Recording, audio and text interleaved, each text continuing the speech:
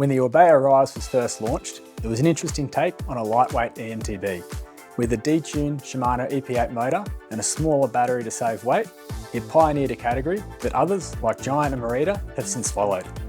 Now, in its third generation, the Rise has a new frame, much larger motor, and more models to choose from in the lineup. This is the Orbea Rise LT M10. Welcome to Flow Mountain Bike.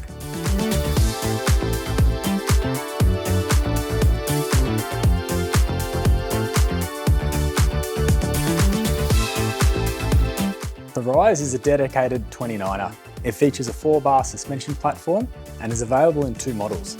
There's the LT that we have on test here with 160mm of travel, and the SL with a shorter 140mm of travel at each end. They share the same frame. The difference is the LT gets a longer travel fork and shock to make up the increase in suspension.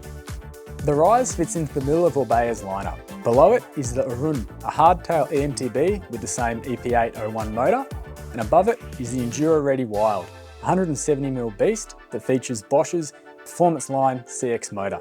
Most of the Rise lineup features Shimano's EP801 RS Gen 2 motor. This bumps torque up to 85 Nm, which puts it in line with many full-powered e-MTBs. It also features what Shimano and Orbea are calling a much more natural power delivery. This is courtesy of the Gen 2 MC chip. Settings for the motor are controlled by Shimano's eTube app. This is where users can select from 2 different modes. There's the RS mode, which is a slightly detuned version, which allows riders to have a more natural feel and conserve battery life. The RS Plus bumps the torque up to the full 85 Nm and allows much higher power delivery at lower cadences.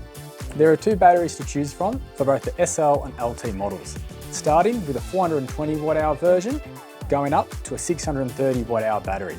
Neither is removable. However, there is a 210 Wh extender that attaches via the bottle cage mounts. The other main difference between the 2 models is geometry. The SL model doesn't get the flip chip found on the LT versions. The other difference is the SL is running a shorter travel fork and shock. Across the range, this equates to roughly 5mm longer reach for the SL models and about a 1 degree sharper head angle. Interestingly, the chainstays don't change throughout the lineup. While they felt spot on for our medium test rig, on an XL bike, the shorter rear end compared to the longer front might feel a bit out of place.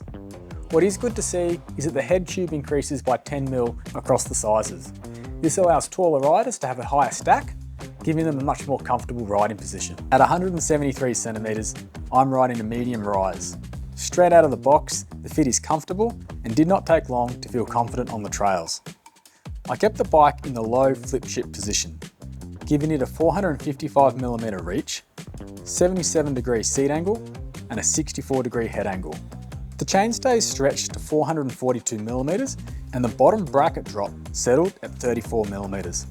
The flip chip adjusts the head angle by 1/2 degree and the reach by 5mm, and it drops the bottom bracket by 8mm. For its intended purpose, as a hard-hitting trail bike, these geometry numbers felt spot on. Despite the extra weight of the motor and battery, the bike was still nimble and easy to move around on the trails. Getting the wheels off the ground for jumps and obstacles felt a lot easier than on full-powered e-MTBs. For my 65kg riding weight, it's recommended to start with 74 psi in the Fox Factory GripX 36 forks, with 12 clicks of rebound. They don't provide a compression setting recommendation other than to start in the middle and work the rest out on the trails. After some testing, I settled on 76 psi, 15 clicks of rebound, 12 clicks of low-speed compression, and 5 clicks of high-speed compression. The shock on our Rise LT is a Fox Factory Float X. While they don't provide a pressure starting point, they do provide a sag range of between 25 to 30%. For me, this ended up being 195 psi, which gave me just under 30% sag. I ended up with 7 clicks of rebound and 8 clicks of low-speed compression. Worth noting is both the fork and the shock come with a volume spacer from factory. This allows riders to tune the progression of the fork and the shock to help them set it up for their riding styles and preferences. Our medium test rig tipped the scales at 20.28 kilos, set up tubeless without pedals. While not super light, it is light for such a capable e-MTB. For reference, the Giant's Trans X Advanced E Plus Elite comes in at a very close 20.26 kilos. The Trek Fuel EXE 9.9 weighs a much lighter 18.6 kilos. And the Amflow PL Carbon Pro comes in at 20.42 kilos. Worth noting is both the Giant and the Trek are running 10mm less travel at each end, and have a 400 watt hour and 360 watt hour batteries respectively.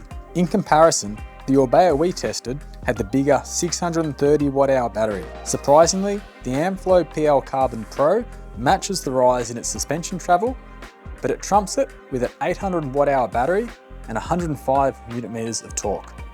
The other times the weight is more noticeable is on flatter flow tracks, where a little bit more rear wheel lift is needed to get the bike over the jump or the obstacle, where speed's often going to be slower. The spec on the Rise LT M10 is top notch, as you would expect for the price tag. It features Fox factory suspension at both ends and a Burley build kit. Most of the other parts on the Rise are handled by Orbea's in-house components brand. These include the wheels, stem, bars and dropper post. These components were all up to the task. They handled repeated abuse, many case jumps and lots of rock gardens. In-house droppers can often be a weak point. Thankfully, Orbea's version has withstood many muddy rides and is still performing flawlessly. Rounding out the parts on the Rise is the Shimano XT mechanical drivetrain and 4-pop brakes. As usual, these have performed without fault. The wheels are wrapped in one of Maxxis's most popular combos, the Assegai and DHR2. Both feature EXO Plus casings with a Max Grip compound up front and a Max Terra in the rear. This provides a very reliable and predictable grip across a range of terrain. The Rise LT rides just like a normal hard charging trail bike with 160 and 150 mm of travel. The best part is it'll get you back up to the top of the trails much faster than anyone else while using a lot less energy. I spent a lot of my time on aggressive trail and enduro bikes like the Rise. What stood out was how natural and normal the bike felt when descending. It doesn't have the weight of a full-powered e-MTB, and this was noticeable on technical trails, as a full-powered e-MTB is harder to move around and isn't as nimble. The big benefit for riders choosing the Rise is how natural it feels on the trails. For the most part, it rides just like a normal trail bike. It's not until you start climbing again that you remember you've got a motor to help you. Climbing is as easy as you'd expect on an e-MTB, with the modern geometry putting riders in a centered and very comfortable position. Pointing the bike downhill is where it really starts to shine. The suspension platform is lively and predictable. It handled repeated hits with ease, and I found the faster I went, the more comfortable I was on the bike. Adding to the descending capabilities of the bike is Fox's new factory 36 Grip X fork. I've spent a lot of time on the previous Grip 2 damper, and at first couldn't tell the difference between the two. It wasn't until I got to the rougher stuff with repeated hits and sharp edges that I noticed how the Grip X was able to smooth these out faster and reduce the vibrations felt through the hands. There wasn't anything the bike couldn't do. However, it did feel a bit more sluggish on slower and flatter trails, and the suspension was firmer and less responsive in these situations. This was just because it had been set up for more technical, steeper and faster trails. The one trait I did notice on the Rise was a much heavier rear end bias compared to a full powered e-MTB. I feel full powered e-MTBs typically disperse the weight more evenly. This wasn't a big deal though, as it just required a little more rear wheel lift to get the rear end over obstacles and jumps. My only real complaint with the Rise is the cable routing through the headset. After the first few rides, it started to creak. Despite cleaning it and re-greasing it, I wasn't able to get rid of the noise. The Orbea Rise LT hits the mark as a lightweight, shred-ready e-MTB, with its 160-150mm travel combo paired with Shimano's EP801 RS Gen 2 motor. There are not many places the Rise won't be suited to. The component list on the Rise complements the bike's rowdy demeanour and ensures no upgrades are needed before hitting some spicy tracks.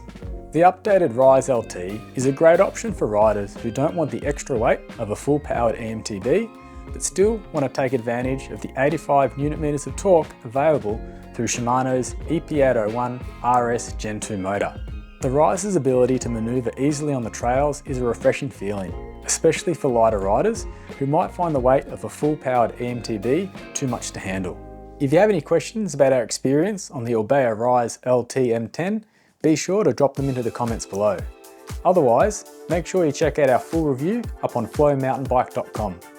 Until next time, see you later.